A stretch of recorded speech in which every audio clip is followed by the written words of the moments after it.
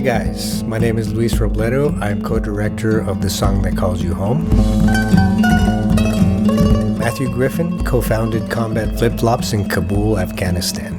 A graduate of the United States Military Academy at West Point, Griff served in the 75th Ranger Regiment as a rifle company fire support officer with 3 tours to Afghanistan and 1 tour to Iraq. Post-military, Mr. Griffin moved to the private sector as the Director of Military Sales for Remote Medical International and the Director of Special Operations for Protect the Force. Griff is also a big proponent of the plants and ayahuasca, and we are very, very happy to be talking to him today. Griff, thanks very much for being with us today. One of the things that we really want to explore with these podcasts is bringing everything kind of to the plants, and the plants being the theme of the film, The Song That Calls You Home, which is our documentary. And as you know, we're currently working on a sequel.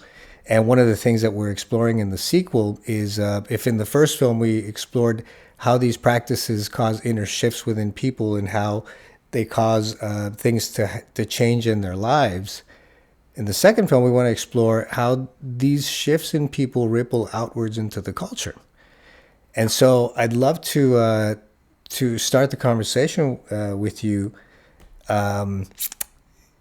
If you can tell us, if at all, how the plants cause any kind of, did they cause a shift in thinking, or the way you feel about things, the things you put your energy into, your business, things like that. And then from there, we can start to get to know you a little bit more. Yeah, I never was a gardener. I guess I should say is I never was into plants, wasn't really into growing things. Every now and then I would do some weeding in the yard. But I'm a Iowa native. I grew up in a farm community, soybeans and cornfields as far as the eye can see. So I guess you just kind of take for granted that plants are something that we just grow and eat, and it is what it is.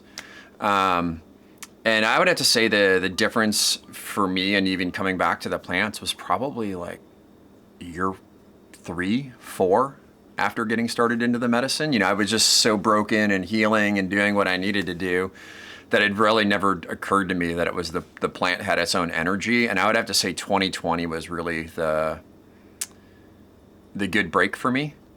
Where I just had time to sit down, and honestly, I had 4 or 5 rose bushes in front of my house, and to just sit down and okay, I'm gonna take some time. It's spring, everything's closed down. I'm gonna prune these things up right. I'm gonna make sure I'm giving them the right nutrients, and they turned out absolutely spectacular. I mean, I had this teeny little 800 square foot house that was built in the 1800s downtown in this little mountain town. And it was the house that all the little old ladies used to walk by and go, "Oh my God, I love your roses." And that was really the lesson with plants is nature never hurries, but it always gets the job done.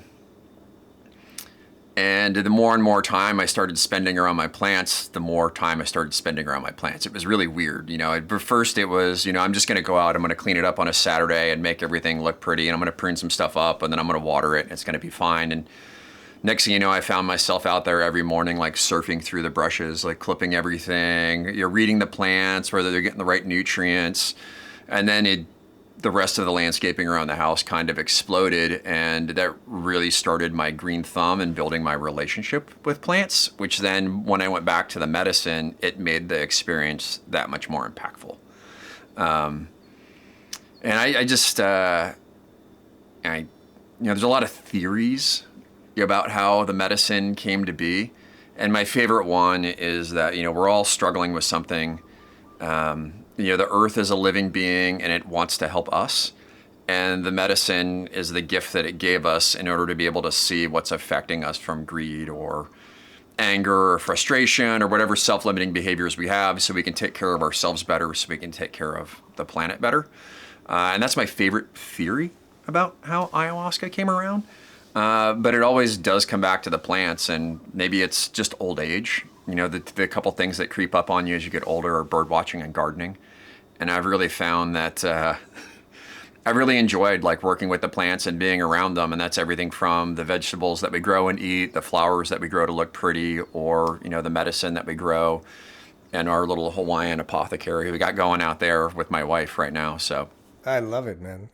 We have the same thing here in LA. My morning routine is I have my coffee and I go sit with the plants. I have two of my pit bulls are buried back there, and in between them is an ahosacha plant that I put there recently. And so I go there, talk to it. Next to it is a piñon blanco. Then we have a fig tree. And, then I go check on the potatoes and the onions because we started growing food ourselves. So I know exactly what you mean. And it's almost like this, it's like a call back to nature, right? It's really what it is. yeah, I mean, I'm the kind of nerdy guy who I named all of my plants. You know, down to my rhubarb plant, they all had a name. You know, That's it's awesome. you hear the guys, and we loosely mentioned it, and I'm sure we'll talk about it here in a bit. But samas, just having a relationship with the plant, and like the healers will tell you, oh, you need to sit and be quiet. If you need answers, don't ask me, ask your plant. It'll tell you.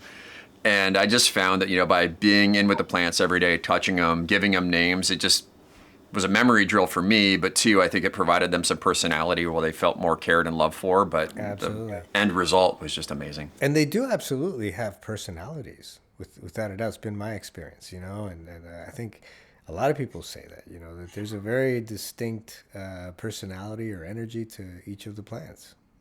Yeah, I remember being in Peru, and it's when a lot of people go to ceremonies, whether you go to retreat in Costa Rica or wherever, they don't have an opportunity to harvest the plant or cook the plant or be a part of that whole process.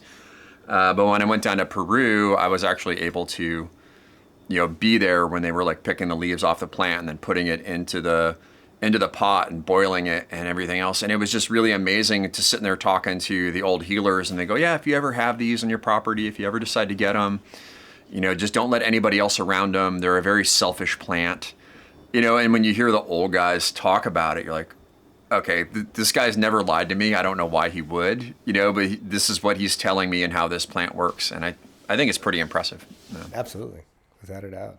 And the cooking. I mean, I think you of all people understand the importance of what goes into the making the brew, not just the actual physical ingredients, but the energy that goes into it and the love that has to go into it, and the care and the prayers and the way the Shipibos in particular are so specific about the process of cooking it and how sacred it is. Yeah, just keeping yourself clean, keeping the energy clean, not having people that are having a bad day even around it.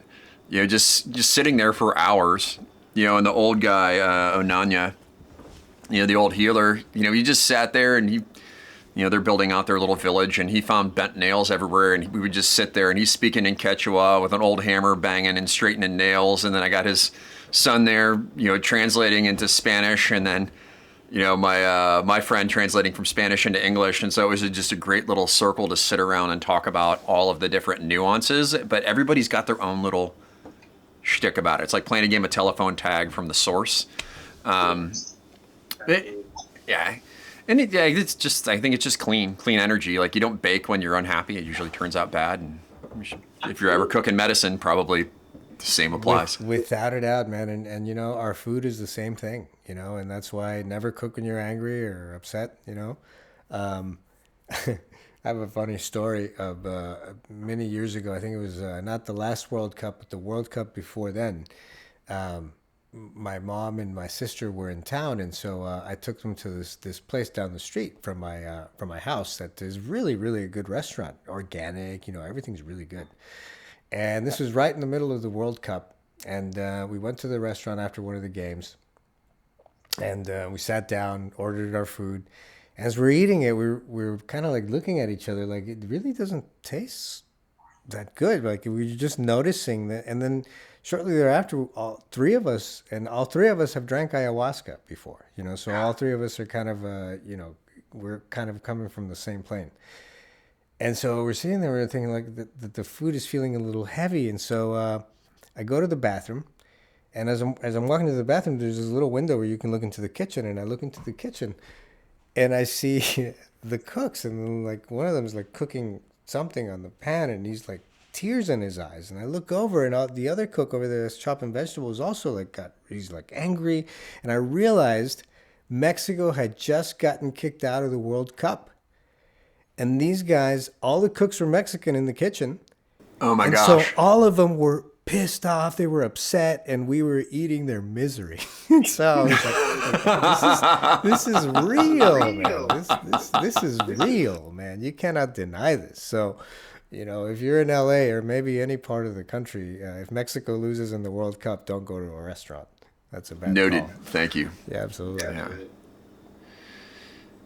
But I think that I think people are really starting to come around to the fact that after 70 or 80 years of big pharma and everything else going on, that maybe there might be some more natural solutions to what we have here. And like I talk to people about when they ask me about ayahuasca and the medicine, and I go, before Westerners came to South America, it was a 1 billion plus person permaculture that lived in harmony with the environment. There's all the theories about the Amazon being the world's largest garden, and the medicine was the tool they used that was passed to them in order to be able to create that culture, in that environment. And then the rest of the world lives off it today.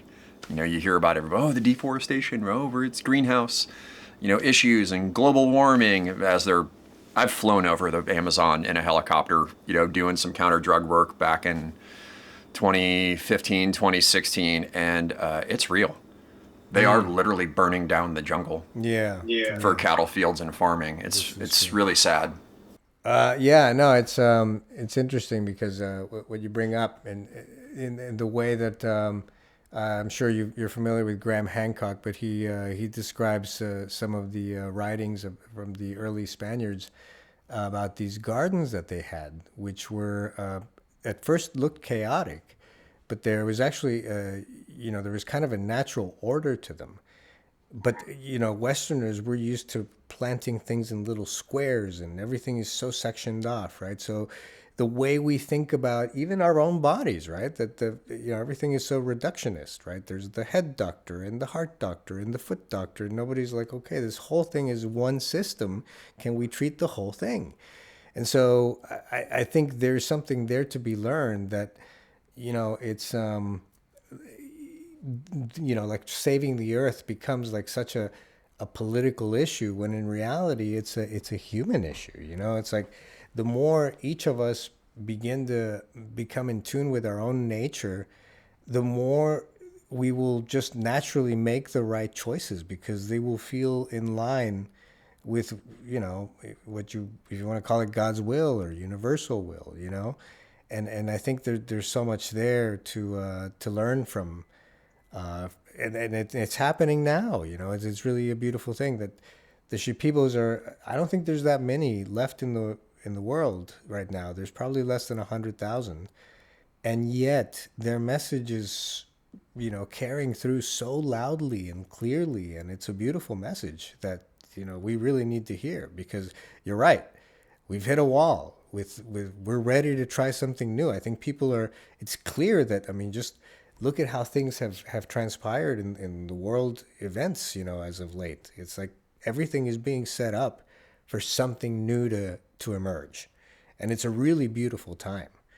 And I'm wondering, Griff, if you could share a little bit of what changed in you with the plants, and then what changed about what you did? Like, what did you want to do more of, and what did you want to do less of, and tell me a little bit about that. I came to the medicine, I run a small business that had some sort of notoriety and fame. And this is right at the golden age of social media, as Instagram and Facebook are on the rise. And I started gaining more followers and started pushing stuff with the company, and we were really, going up. And then what I really found was that none of that stuff was important. I don't chase it anymore. If it happens, it happens, but I don't need it. And that external affirmation, and this goes back to childhood stuff. You're always looking for affirmation as a kid. Single child, divorced parents. You're always just trying to get attention while things are going on, and that really the medicine forced me to look at why I was living my life the way that I was, because I was still 5 and 6, 7-year-old Griff looking for affirmation from my parents as a 35-year-old adult, and going, okay, this is the trigger for it. The medicine actually allowed me to see why I was acting the way I was acting and the outcome that it was creating. And I just decided I just don't want that. So if I don't want that outcome, I'm just not going to use those inputs anymore. Yeah. And in terms of the work that you do with vets, what is it that you hope to bring? So I've been working with veterans for a long time, and they're all different. You know, I come out of the special operations community, specifically the Rangers, and that's where my heart is, because those guys have been doing some very heavy lifting for the last couple decades. And I specifically know the challenges that they've gone through, whether it's downrange or coming back home and reintegrating with their families, or recovering from traumatic brain injury, or recovering from a physical injury. My heart just sits with those guys, and then I've just slowly recruited more and more over time. But I have just done my best to live my best life after coming out of medicine. And I know that sounds really cliche, but then when friends ask me, because I don't sit and hold the cardboard sign says ayahuasca solves all your problems, they go, "What'd you do?" And that was the same way that I came to the medicine. Was somebody was acting in a way that I really liked, and I asked him, and he told me that he'd found his way to some form of happiness through the medicine, and that's how he was behaving in his life. Like, oh, I'd like some of that. And so when guys ask me, like, how'd you get to where you're at? I have to be honest, and I tell them, I had to let go of all the old baggage and put in the hard work and go through all of the the shedding of the trauma in order to move forward. And the medicine, ayahuasca, and the healers specifically, and most importantly the integration afterwards, were the things that did that. So I've been bringing veterans to ceremonies since the spring of 2018. And then we've been organizing those retreats. Before COVID, they were kind of smaller, groups 5, 6, 7. During COVID, it was just really tough for everybody to travel and get things done. But after the COVID restrictions fell down, there was a much more robust group of people who had that time to sit and think about fixes they wanted to make in their life, and they decided to come to the medicine. And right now we are working with a center down in Puerto Maldonado in Peru. And so we just got done building the bunkhouse, and so we've got room for 14 veterans to sleep and to completely remove them from Western culture into the jungle on a boat, no cell phone reception. It's just you and the tarantulas and the monkeys and the spiders for a week, along with the healers, and you just get that reprieve. So that's what we're aiming for right now, and we're putting together a trip for May of 25 in order to be going down there. Amazing. And so what has been the response overall? Because I imagine these vets, some may have, reservations about the whole thing, right? I just had I'm pretty persnickety about my Facebook friends, who is, who I have like listed and who I share my family stuff, because that's where I share things of my kids and my life, and I had a buddy just reconnect with me yesterday, and he came to one of the retreats. I didn't know him from anybody, but he was a, former Navy guy, I think, and he had one of the cliche panic attacks, in the middle of night too. Not being able to breathe, having to sit outside. And, I took a break and I just went out and I sat with him. And in those moments, there's nothing you can do. You're just like, man, you're on this ride. You got to take it. And he had a couple shaky nights, but his color was off. He looked jaunt. I knew he had a couple kids. He just wasn't really happy in life. And then, he left for the weekend. And I check in on everybody, and we do like little integration calls, and we get him hooked up with integration counselors. And then I saw him about 7 months later, and he was going to concerts. He was hanging out with his daughter. He was participating in their life, and he just looked like a completely different person. And I just happened to go buy a farm truck. I needed a 1-ton farm truck, and it was next to his house. So I called him and I said, "Hey man, can I fly out there, crash the night, pick up this truck, and then I'll just drive out the next morning?" And I did. And when I was able to go and hang out with him, he's like, "Dude, if you hadn't invited me out on that weekend, I wouldn't be here right now. So every time that I see his photos and I see him smiling with his daughters, like that's the change that is, for me, is the pinnacle change. That's the top of the top, right? And he's continuing to go to ceremony. Hopefully he'll come down to Peru with us in May. And I love seeing that. I mean, other guys, I've had just a huge Marine. He's like 270 pounds, just big, buff dude. And just one of those scary guys you're always kind of worried about, in ceremony. Like if something bad goes wrong, like it could go really bad. But who's he's down? Who's down to help with this one? Yeah, he's a big tough guy, and he came out of night 3, and he's like, that was like 10 years of counseling in 5 hours. He's like, I feel so good right now, and I've watched him. He's probably down to like 240, 250 now. He's got a solid relationship with both of his kids, solid relationship with his partner. He's flourishing professionally. He's started a men's group that's working on breath work, cold plunges, and integration for first responders and veterans. And so like you start that little seed and it just trickles out, because I think, to a degree, he saw what we were doing and he's like, okay, I can take a portion of this and legally do these kinds of things in the continental United States, and he's been doing it. He's actually been crushing it. He's been hosting retreats in Alaska and North Carolina and Florida, traveling all over. Wow. And then I've seen other veterans who, go for that third dose, and for the lack of a better term, they get their shit pushed in. Yeah. That's a good way to put it, actually. Yeah, they just got pushed in, and the same kind of guy who is the one who doesn't do the integration, just keeps going to, excuse me, my dog is like chewing on a rock here real quick. Sorry, it was just really no worries. Get that out of your mouth. If you see me moving around here the whole time, it's because I got a little dog, my cattle dog, floating around here. I was good. And it ruined our relationship. Like, he was a good friend. We were business partners, and his addiction to the medicine, or that feeling, really, like, we haven't spoken in like 3 or 4 years.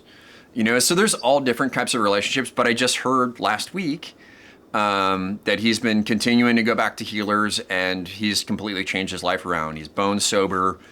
Businesses that he was involved in before probably weren't the best businesses, to have a healthy lifestyle. So he's selling all of those businesses and moving into healthy businesses. And so yeah, that's good. It doesn't happen right away. And sometimes the medicine makes you bounce off the floor a time or two before she'll pick you back up. And that's the case, and I'm really hoping we can connect sometime in the future. Without a doubt, and it's funny because, I've had these conversations with many friends. A lot of, so many of in my close circle are battling and defeating addiction. Yeah, I have come from a family loaded with addiction issues. I have addiction issues. Like, I grew up, in the military, in the war, in special operations, and we're heavy drinkers, right? That's how we compensate for all of our problems, because that's the only thing that was available to us. And the medicine just like literally knocked that stuff out. You kind of have a struggle every now and then, but now you can have 2 beers and you're fine. You're like, oh, okay, I'll have a beer every now and then and I can be on my way. 2 beers doesn't turn into 15 like it used to. I just remember hearing this talk on about a study, and I'm paraphrasing here, so please forgive me. I don't remember the study. But the study that was about like people who go in for knee surgery, right, and then they get an opioid, like during the recovery process. Some people, they finish their prescriptions, they run out of pain, they deal with it, they move on with the rest of their life, hunky dory. Other guys, and I witnessed this with a friend of mine from the service. He got shot in the knee. He ran out of opioids. Next thing you know, he's in jail. That's parts just happen. But the study, the conclusion they came around to it was, it always goes back to your childhood and ability to compensate for some kind of trauma. When you have a healthy parent there or a figure that can help you through it, it works. But if you don't, and later on in life you get addicted to something that just erases the pain, that's what people get attached to, because it's simple. I can pay $20 or $30 or $40 and I can not feel bad. But that's a really slippery negative slope. Absolutely. And until you deal with the root cause, you just go from thing to thing to thing. It never really resolves. It just kind of changes form, right? Yeah, the study talked about people like envisioning a hole with inside them, and they just keep tossing more things into it: alcohol, drugs, overspending, shopping, food, and the hole never fills up because you're just not using the right tools to patch the hole. Absolutely. And like you said earlier, for some people that thing to throw in there is another ayahuasca ceremony. And I've You know what I mean? witnessed But it. again, it really comes down to it's a tool, and are you really earnest in what you're seeking is the first most important thing, because I think that's the root of it. If at the end of the day you just want an experience to have and to talk about, or the thrill, then that's more than likely what you'll get, because the plant's not trying to force anything on you. Yeah, I've found that in ceremony for me, it took me a while until I puked. And that's all everybody thinks about with ayahuasca. Oh, you're just going to be puking the whole time. It took me 8 ceremonies to vomit. And once I did, I was mad at the medicine for not giving me that relief earlier. And I'd have to say, that's when a lot of my addiction issues really started curing up, is after I became comfortable and understood what the purge was about. And now I can sit in a ceremony and focus on it. If I feel that blockage, if I need some help, I'll get some rapé or have some smoke blown over me, and then, it's out, and, man, I feel great. Mm-hmm. But it's the sad part about the medicine that people fear it because they're afraid of puking. Whereas now I'm kind of at the point of it's uncomfortable when it happens, but I got to tell you, for the military guys or potential guys listening to Spin on the Outdoors, it's like wearing a 50-pound rucksack on your back. Absolutely. And you get all that sweat across your shoulders and down your back, and your hips hurt and your knees hurt, and you're finally able to set it down. Right. And pull off the backpack straps and stand up. You feel like you've just been unburdened. Absolutely. No, I love the don't ayahuasca want that to go purge. away. I'm a big fan of the ayahuasca purge. Absolutely. Yeah. And I've got it down to a science. Yeah, and then the other one is, you purge where you cry, you yawn, and the yawning is the most dangerous one because that's contagious, and then you go to sleep and then you don't get anything out of the night. And then, there's always the uncomfortable number 2, right? You have to get up and do the shuffle, and if you guys are, considering the medicine, if you've never done it before, if you're listening to this for the first time, everybody else who's done it, they will laugh at what I'm saying, but you can never trust a fart. That's right. In ceremony. It's crude, but it's the truth, and you want somebody to have a good experience. Yeah. And if it's their first time, you don't want them to be embarrassed about what happens. So, it's funny because in Peru, my maestro Ricardo Amaringo, who's featured in our documentary, he has a great love for people who shit themselves in ceremony. It's like the next day, he will clap for you, and he'll give you a standing ovation, and he's very happy because from his perspective, it's the ultimate letting go. I mean, there is no more beyond that. You know what I mean? And sadly, that's the primary purge that Mama has chosen for me, unfortunately. So I do a lot of up and down. Yeah. Absolutely. It's interesting because I once had it was kind of I guess it was a vision in a ceremony where I was kind of being explained that, the different purges have different, mechanisms, right? So, and I don't know if this is actually true or not, but the kind of the insight that I got was that when I purged through vomiting, it was kind of a clearing that happened in the chakras above, the heart and above. And anything that are in the first 3, the primal chakras, will kind of get exported through the rear. So I don't know if that is true or not, but it certainly made sense at the time. That sounds about familiar for me. Yeah. Yeah. Yep. Yeah, where all of those lower chakras, the survival, the sexual, the drive. Yep. Right, the drive, the get her done urge, and in your core and your solar plexus. Yeah, because that was me for the better part of a couple decades. It's I'm an efficiency production machine. If there is a task to do, I don't care. Put it on the list. I'll work harder, I'll get it done. You'll get it done. And that's really changed for me since the medicine. I really am able to now focus on my priorities, the 80-20. What's the most important 20% that generates the 80% of the return? How do I focus on that and just keep that growing? And the medicine's really helped me prioritize that and get that. How do you is there a change in the ratio of your personal life versus business life? I mean, you obviously you have always been a very driven guy, you know, but that has changed. So is that shifted in your family? Is that manifested in your family relationships? Yeah, for the people who don't know, like Luis and I recorded this podcast yesterday, and I didn't hit the record button, so we already answered this question. But I will have to say that the thing that really changed the most from coming to the medicine was my relationship with my daughters. And I'm from a military family. My dad was gone. I only got to see him a couple months of the year, like all of the time. So that was the norm for me.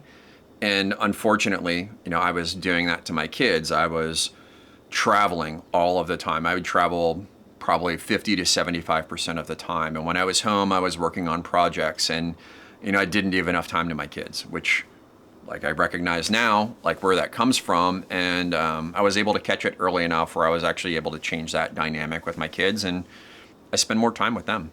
I do better to have a connection with them. And I'd have to say that, I've had a divorce since starting the medicine, and that happens to a lot of people, but my spouse now, I recognize the mistakes that I made from my professional life and how that affected my relationship. And I am determined, because I've seen what I've seen in ceremony, not to allow that to happen, with my current and forever wife, my spouse. And so, yeah, I mean, I used to work 18, 20 hours a day. I prided myself on being able to survive on 4 hours of sleep. I'm an Army Ranger. Like if I need to get it done and there's not enough time in the day, I'm just going to get up earlier, and I'll start earlier while everybody else is asleep, and I'll do the old Army commercial. I'll get more done before 9 a.m. than most people do all day. And then I will get to work with everybody else. And that's really slowed down. And I got to tell you, like, my health is better.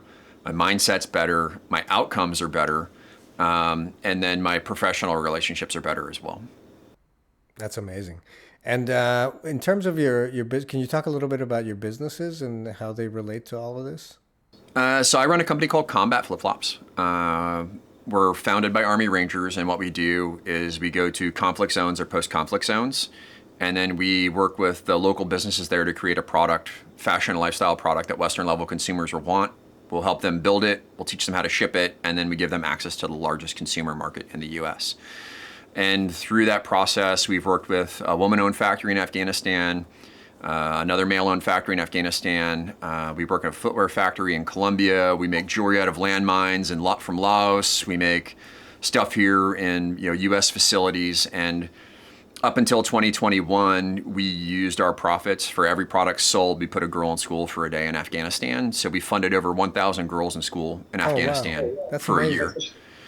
We've cleared over 30,000 square meters of landmines. We've donated to countless veteran charities. But since the Afghan withdrawal in 21, which was a huge spiritual hit for me, like that one took me out. Like that was a tough one. I've since gone to the medicine to help me recover from that. And then now we support an organization called One More Wave, where they help wounded veterans learn how to surf. And it's a really impressive nonprofit. So we've helped donate over 20 boards and surf equipments to wounded and amputee veterans to get out and go surfing with a good community. Oh, that's amazing, man. I love it. I love it. And I know you're actively involved, right, in kind of the political arena, kind of. You can talk a little bit about that, some of the work you've done or doing? Yeah, I have been. I've really tried to be a voice of common sense, right? I grew up in the 80s, be all that you can be.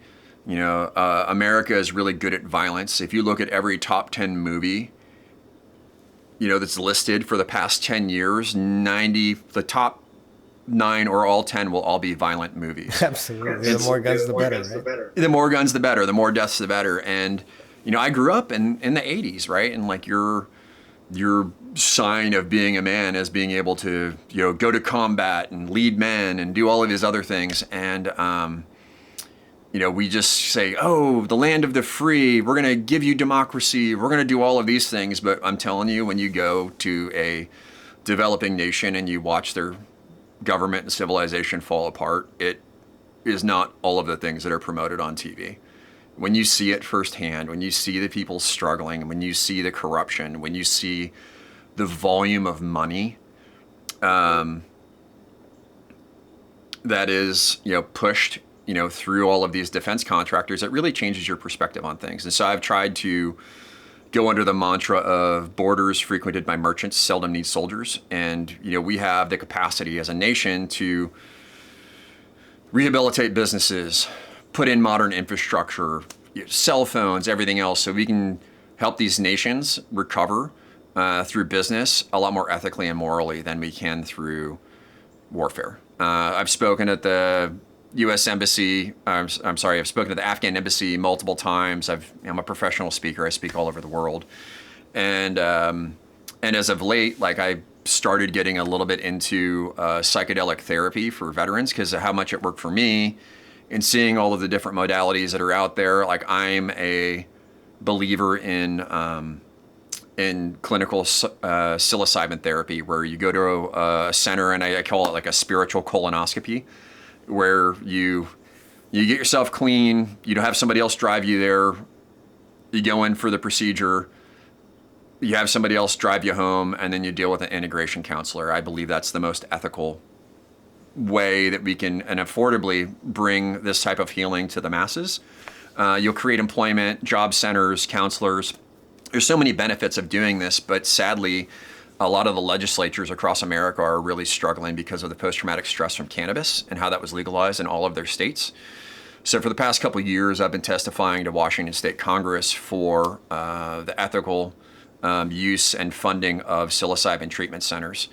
And it's been really interesting to work with all the different groups that are putting this all together. And if you're listening to this, and if you're one of these people that are testifying in your state, I only have one small request, is go down to TJ Maxx, get a button-down shirt and a tie.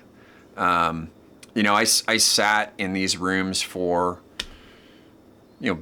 I'd say 20 to 30 hours, right? I've driven, I've sat down there, I've watched the TV testimony of people calling in, sat next to all the people on the rows and watched them give up. And these legislators will sit there and they'll give you your 2 minutes. Next. If you're in a tie-dye shirt and, you've got all of the weird stuff in the background and you don't care, that's what they're going to assume of the legislature that you're trying to put forward. And, I roll down there in a suit and give a professional presentation, and they were the first ones to ask me questions. They pulled me back afterwards. We talked about it. I ran through the math of, how much psilocybin would be needed to supply Washington State with a minimal number of psilocybin treatment centers. And they're like, do you really think that we can do that? And I was like, well, here's the math on production. You would only need one warehouse to supply the entire state. You guys can regulate this.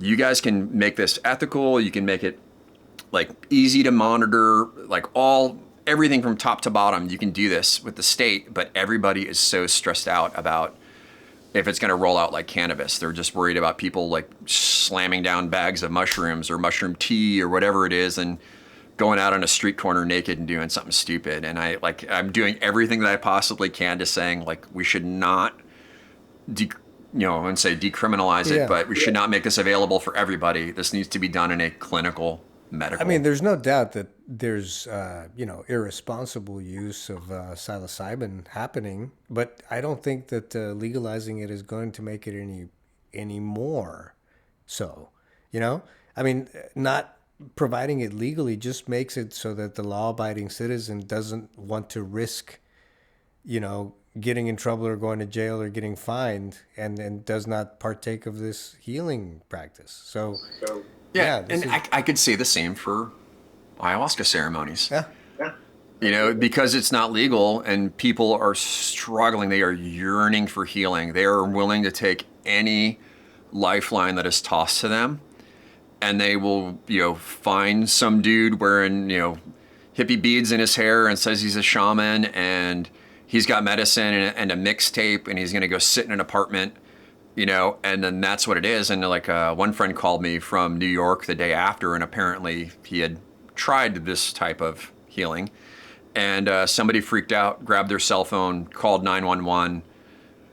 Cops show up. It's so, again, because it's not legally available in a professional setting, there's all these secondary and tertiary ramifications that come down as a result of it. I've had that experience with friends on weed, bro, where they called 911 and, the ambulance shows up and you're like, man, come on. So, but in all fairness to the medicine, mushrooms, you can take a little bit of mushrooms and go to the rave and go to the concert or. But you can't really do that with the ayahuasca. If you take a little ayahuasca and go to the concert, I'm afraid it's not going to be a good time. But you hear about people who are doing it. I can't even imagine it. I mean, it's got to be maybe such a low dose that maybe that's where it is, where it's at. Maybe it's a microdose, perhaps. I hope so, because I just would not want that for myself or anybody else. Well, the other thing too that you have to think about is, okay, so when you drink this medicine, you're literally opening up your auric field to what's around the environment. And so it's like having unprotected sex with, an orgy room full of people. It's like that unsafe if the space isn't cleaned.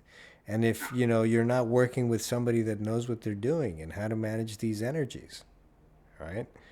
So it can be, it can be very detrimental to do this not in the correct way. But the thing that's challenging is how do you quantify?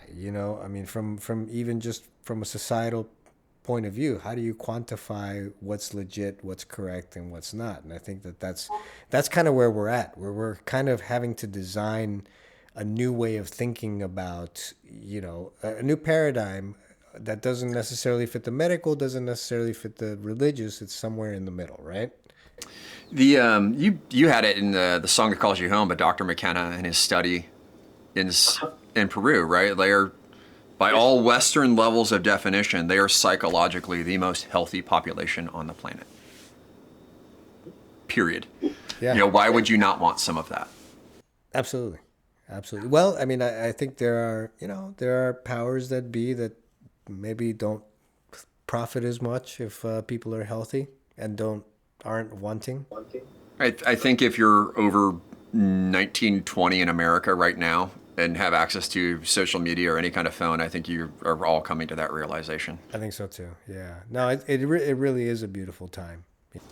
Yeah, and we keep going back to it. What has changed in my life? But I can tell you, my diet has changed. Like what I consume in my body, where I go shopping in the grocery store, has changed significantly since coming to the medicine. It's I'm from Iowa. There's a lot of pork in Iowa. I grew up on on pork steaks, pork sausage, pork everywhere. And now anywhere gets near me, I'm like, I'll have it every now and then, but it just doesn't feel right in my body. I used to go to the cheaper section of the vegetables, and like it sucks. Like I don't make a ton of money, but like I go to the organic section now, or I grow my own. What's on the side of the can, it really matters what you put in your body, because if you can put the ayahuasca in your body and it can have this transformation, it's got an energy, it's got a thing, and you just have to make that assumption that everything else that you put in your body has a different energy as well. So you have to watch out for that. And it radiates outward. You start to treat the earth the same way that you start to treat your own, with the same reverence that you treat yourself. And the idea of your body being the temple of God, that's like so specifically true. But you have to get to a point where you can recognize that divinity within yourself, because until you do that, it's not worth it. Once you recognize that, then you only want to treat it well, right? And then once you have their own recognition of your own self, then you can see it in others, and that's when everything really changes and it becomes really beautiful, right? But yeah, it's I have noticed that there's a correlation between how you treat your own body and how you treat the earth, and whether how you treat animals and the environment. It's the old mantra: how you do one thing is how you do everything. Absolutely. And there's different variations on that. And then I've also noticed some people that treat the earth like very, very well, but they treat themselves like shit. And then, in trying to work that out, and I've kind of come to the realization that it's kind of like it's coming from the wanting to make up for that lack of self-love, right? And then that's when it becomes angry and political, and you're not doing enough for the earth, and you start looking at everybody else, and you start becoming angry at what they're doing or they're not doing. And it all just comes down to your own lack of self-love and self-regard, because once you're able to achieve that, then it doesn't matter what anybody else is doing, because you're doing your own thing and it feels good, and you're doing, and you're moving in the flow, and not much else matters, right? So it's a really wonderful thing. Man, it's been a great talk. I'm glad we got to do it again, actually, because I like where we went today. Yeah, it's good. Yeah. Yeah. Anything else you'd like to add before we close it? No, I just think that everybody should watch, if you haven't seen the movie, The Song That Calls You Home. That is the only movie that I recommend to people if they are considering the medicine. I think given how in vogue the medicine is now, with the amount of healers that are floating around, I think that everybody should educate themselves on the medicine, what it's about. Call as many friends. I'm sure there's a lot of people in this world that have done it. That if you're considering it, it's probably in your network. And try to stay away from the hippie woo-woo stuff. Is just, I guess, to start, right? But if you're considering this, you're gonna get out what you put into it. Like, really take your diet seriously. And that goes down to everything from media, TV, music. I've just found, like, when I really just close myself off in preparation from it, you just get so much more out of the event. And then when you get back, ayahuasca doesn't fix anything. Fixes zero. Nothing. It shows you what you need to fix. And so when you come out of that and you get those downloads, you know what they are. Like, everybody who's been to ceremony can kind of understand what I'm saying now, and if you haven't, you will. You know what you need to work on, so just take the time, get an integration counselor. They're not that expensive. Do it for the month after ceremony. Don't make any big decisions. Let your life settle out and find your new flow before you make any big decisions. But the medicine doesn't fix anything. It just shows you what you need to fix. Absolutely. Words of wisdom, my friend. Griff, thank you so much, my friend. All right. Take care. Take care, my man. Talk to you soon. Thank you very much for joining us. I hope that this was useful and enjoyable, and we'll be doing more of these. So thank you very much, and until next time, God bless.